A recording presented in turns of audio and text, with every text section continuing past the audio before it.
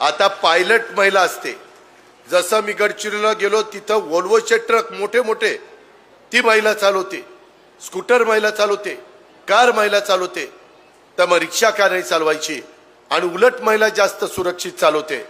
पुरुषापेक्षा चांगल्या प्रकारचं ड्रायव्हिंग जर कुणाचं असेल तर ते महिलेचं असतं. मला अनेकदा आता विमानांनी फिरावं लागतं. काल पण मी कोल्हापूरहून नाशिकला आलो, आज पण आता जळगाववरून मुंबईला जाणार. सतत ह्या न त्या भागात जावं लागतं.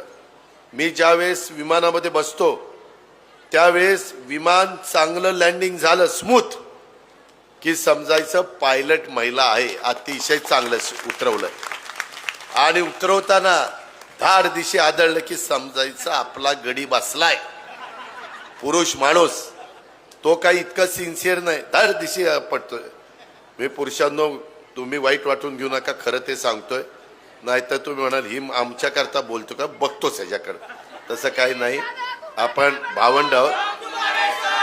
खरं आहे ते सांगण्याचा प्रयत्न मी ह्या निमित्तानं केलेला आहे.